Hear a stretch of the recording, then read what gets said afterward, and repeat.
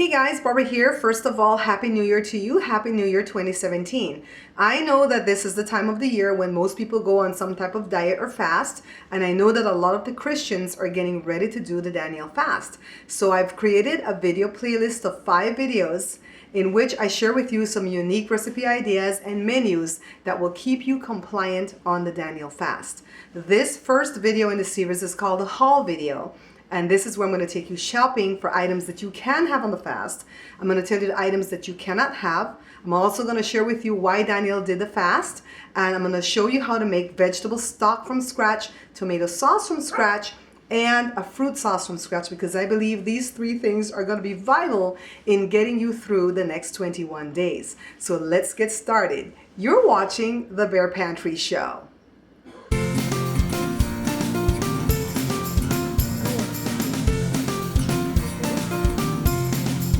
Because I have it's none other than the Honorable Mayor Aquilina Warren of my beautiful city. Oh, this is tasting right here? Oh yeah, this is done. And guess what? My mom didn't turn her back and do this. Mom, show me how to do thing. That's when she's putting in ingredients and anything she's making. That's how she does this thing. Like these. You're watching the Bare Pantry Show. The Daniel fast is based on verses from the Bible found in Daniel chapter 10 verses 2 and 3. At that time, I, Daniel, mourned for 3 weeks. I ate no choice food, no meat or wine touched my lips, and I used no lotions at all until the 3 weeks were over. These 3 weeks refer to the observance of Passover and the Feast of Unleavened Bread, which take place during the first month of the year. Exodus chapter 12 verses 1 through 20. So take a look now, guys, at what we can eat on the Daniel fast. Fruits, vegetables of all kinds, and healthy grains, okay? Healthy grains like whole grain pasta and brown rice. Here are some more vegetables and fruits. And of course, we can eat nuts. Nut butter with no sugar added, fresh nuts like you see here. We went to go pick up our stash in the hall. And pumpkin seeds and all these nuts that you see here. As long as you like them and you can afford them, go ahead and stock up because you're going to need these as snack. Of course, green vegetables are best. So stock up on all your green vegetables. And when it comes to sauces, be careful of sugar that's added because we can't have any sugar on this fast. This one, Prego, has a lot of sugar, so avoid that. When it comes to the juices like Naked, they don't have any added sugar, but be very careful because they do have a preservative in it. Natural flavors right here means that it has MSG, and that's not good for you. All the flavors have it. This is Suya. This is the best juice because it has nothing added but fruits and vegetables. They're kind of pricey, but you can have those. You can have dried fruits, canned fruits, and fresh fruits and vegetables. Coconut milk is best because you can't have any dairy. And of course, you can trade it out for rice milk or almond milk, and I got the unsweetened kind. This is a snapshot of what all you can have. And now take a look at what you cannot have. Avoid all meat and meat products, all dairy, all sugar, all fried foods, all leavening products, and all beverages. Now let's make some vegetable stock from scratch. We're going to need carrots, onion, and celery, and we're going to use the ending parts of the vegetables too. See this stash that I have right here? These are stuff that I was going to throw out, but I'm going to use them in my stock. I've even got a couple of tomatillos that were left over from a prior recipe. So we're going to wash everything thoroughly, even the onion. We're going to wash the skin, but we're not going to peel them, okay? So let's just chop the carrots smaller so they can fit in the pot. They're trying to escape me here, as you guys can see, so just take them one at a time. And then now we're going to cut through the celery. And remember, we want every part of the celery, okay? Even the top part and the bottom part. So now let's move everything into our pot. And this is a big stock pot or a tamales pot, all right? Throw everything in, and then we're going to fill it to the rim with water. Of course, don't forget the onion because we need the skin of the onion to make color for the broth. This is going to stain the water and add some color to the broth, okay? Put it in and then set the timer for 3 hours. It's 30 minutes in and take a look. It's boiling. And that's all you have to do. Walk away, go get something done. We're 25 minutes in. Let's take a look and see what it looks like. Yes, it's looking pretty good. I haven't added any new water. And now we're done. 3, 2, 1. And let's take a look. Now it's just a matter of cutting the heat off. And then we're going to move over to the counter because it's time to remove all this stuff right here. And we're not going to need this anymore, but you can throw this in your compost or you can throw it in the trash, whatever you decide. Because all we need is the water that's left behind. And just put it through a sieve strainer like this. And make sure you fill a bunch of mason jars. I've got one big one here, but you can fill about 4 or 5. And we're just going to cover this up and store it in the fridge for when we need to make something, okay? Now let's make tomato sauce from scratch because all the tomato sauce that I saw has a lot of added sugar. So I only have 2 tomatoes here. You can use more, of course. You want to slice them like this, put an extra cross through it, and plunge it into boiling water. And this will only go for about a couple of minutes. Don't go past 5 minutes with this, okay? And after you see the slits open up like this, you just want to go ahead and remove, make an ice bath, and then plunge the tomatoes from the hot boiling water into the cold ice bath. Yes, guys, we're doing science here. So then, after a couple of minutes, just go on ahead and pick it up if you can. It's going to be very slippery because the skin's already coming off, okay? So just peel off the skin completely. This is the easiest way to peel the skins of the tomatoes.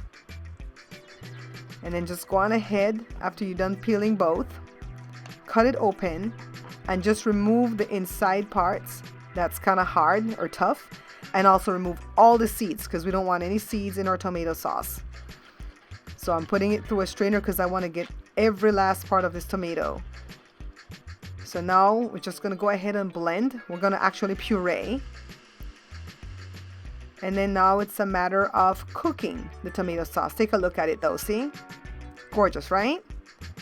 Now this is an 1/8 cup of olive oil because olive oil is permitted on this fast. Some garlic. At this point you would put some fresh basil, but no matter how many times I went back to the store, they were always out. See? Out. So we're going to do without it. So now it's just a matter of allowing this to come up to temperature. Give this a stir. There is no basil to wilt in this, so we're just going to go on ahead and add our pureed tomatoes. Alright, so add the tomatoes. And then hit it with some salt. And the salt is to taste. And the black pepper is also to taste, okay? And you can do without the black pepper if you don't want your tomato sauce to be hot. You could just put salt. And all we're going to do is let this simmer for a few minutes until it reduces. By a few minutes, I mean about 15 minutes.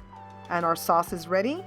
And again, we're going to go ahead and jar this because we can make some wonderful, healthy, whole grain pasta with this. So now let's make a fruit sauce. I'm going to peel this medium orange. If you have a large orange, only use half. This is medium. Peel off all this white part.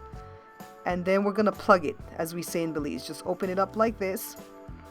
Peel off all these parts that don't taste good. They add bitterness to the orange. And then just use a knife to just kind of knife through the pieces because we want to make the pieces smaller to go in the blender because all I have is the NutriBullet. And then half of a banana sliced. And then slice up the strawberries. And then all we're going to do to this is stock it in the blender cup and blend. Now this fruit sauce is important because you're going to be able to put this on your garden salads to replace salad dressing because we're not supposed to have any fats. See, it's thick and beautiful and tasty and fresh. No additives at all. Again, jar it, put a lid on it, and stick it in the refrigerator. I'd like to say a heartfelt thank you to all my sponsors. I could not do this without you.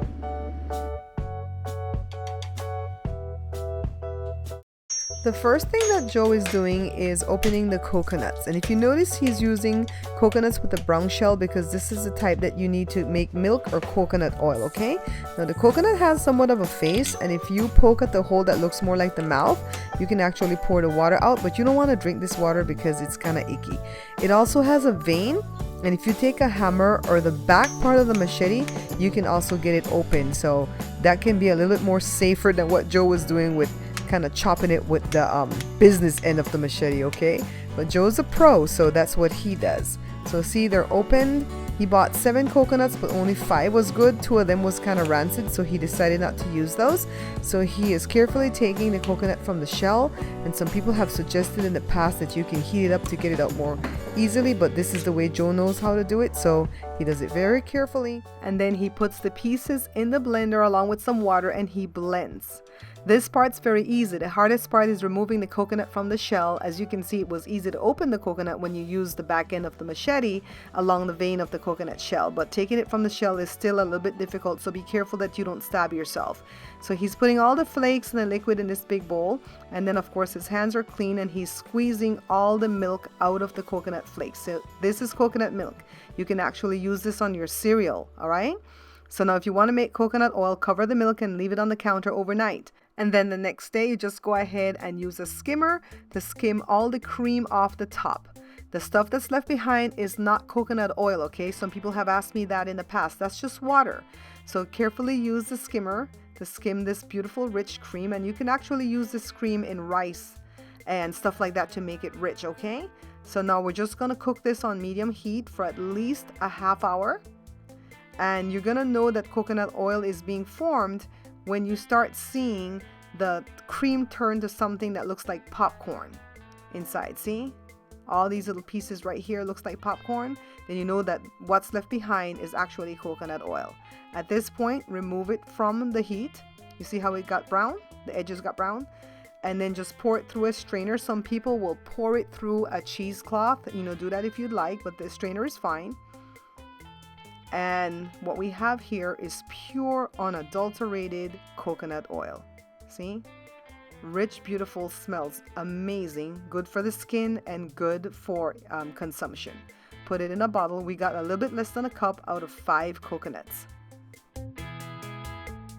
Alright guys, so you saw all the extras I threw in there. Joe even taught us how to make coconut milk and coconut oil from scratch. Of course, you can buy those things at the store if you don't want to go through all that hard work, but I just wanted to share with you that those things can be made very easily from scratch, okay? So stay tuned, or click on the next video actually. Click on the next video, video number 2, where I'm going to show you several different breakfast ideas. Easy stuff and fun stuff, okay?